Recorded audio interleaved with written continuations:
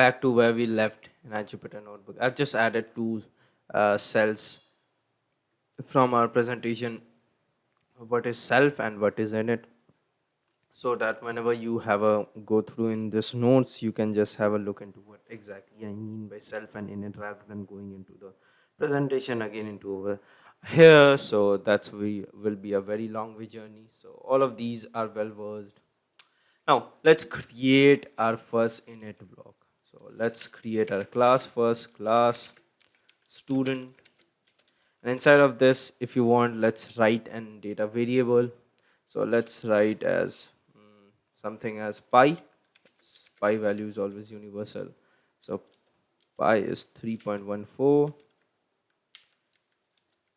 and let's create an object of that class.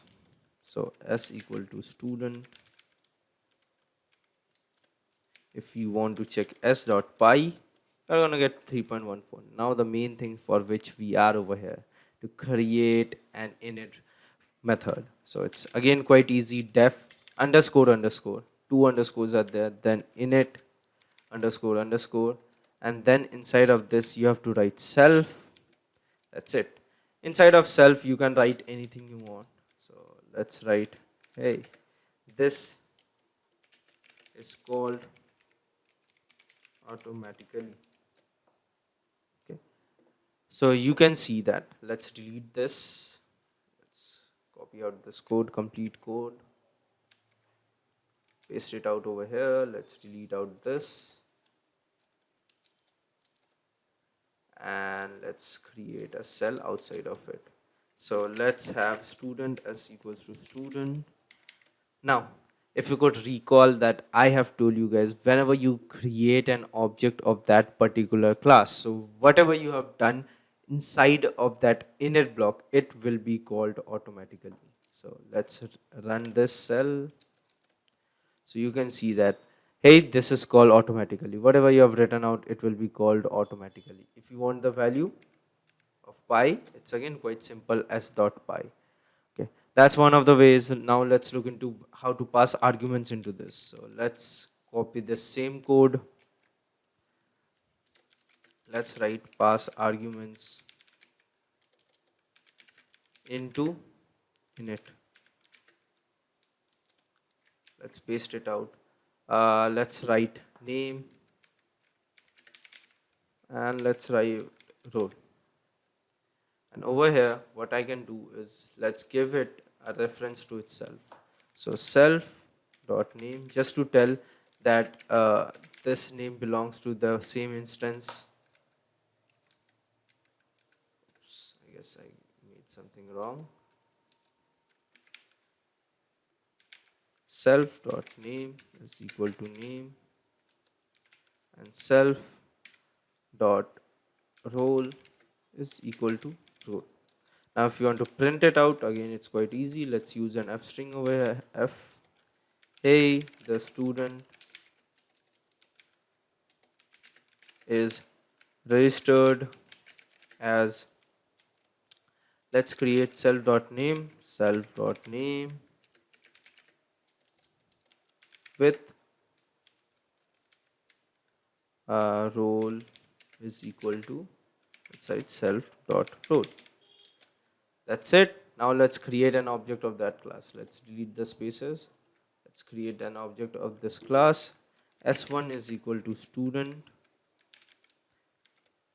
Now if you could recall that, to get out the values over here, that is to pass arguments, it's quite similar to what we used to do in functions. We just have to write, let's write Paul, the name equals to Paul. If you want to mention the variable, then also it's totally fine. Name equals to Paul and role equal to 20 or 40. So it has came as, hey, the student is registered as Paul with role 40. You can register n number of students into this. So let's copy this out. Let's store out some more values into this. Let's copy, paste it out. Let's write Rohit with an exam 15. Same thing, let's do it for one more thing. S3 is equal to this, and over here I will be having Nishu. Let's write Rohit, and over here I have 16. So let's run it. So you can see that two more students have been registered. Hey, the student is registered as Rohit with role 15. Hey, the student is registered with as Nishu with role 16.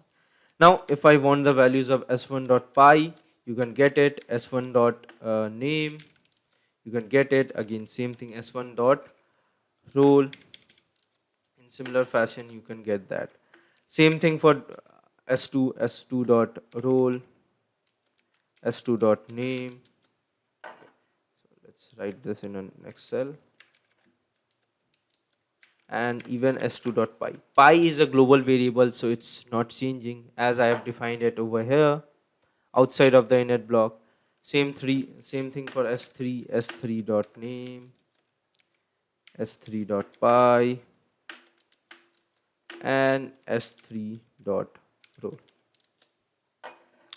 Quite the same thing that we are doing over here. That's how we can define an init block. Let's look into one more example. Quick example: class employee. Let's write company name,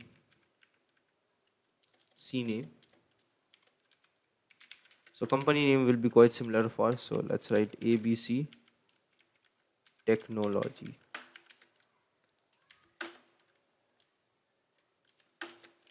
ABC Technology, and let's define an init block. Def init, and let's write self, and inside of this I have to pass name and emp id. Let's just pass name right now because it's gonna be quite lengthy. So let's write it out. Self.name. So I'm gonna print, first of all I'm gonna assign self.name is equal to name, just to tell it that this belongs to the instance whichever I'm creating later, the object. So let's print hey, let's write the name self.name. Let's give an exclamation mark outside of it, is registered into. Now, how to use the CNAME value? So for that you have to use it in this fashion: employee.cname. Why? Because that variable belongs to the class employee. Okay, so you have to always tell that this variable CNAME belongs to the class employee and call that version of it. So that's why I've mentioned employee.cname. Now let's create E1 employee. Let's write Paul. Hey, Paul is registered into. Let's write you are registered. So hey Paul, you are registered into ABC Technology. Changes. Same thing for you can do for different variables. So let's create E2. Let's change this to E2 and let's write some more names. Rohit. Same thing for E3.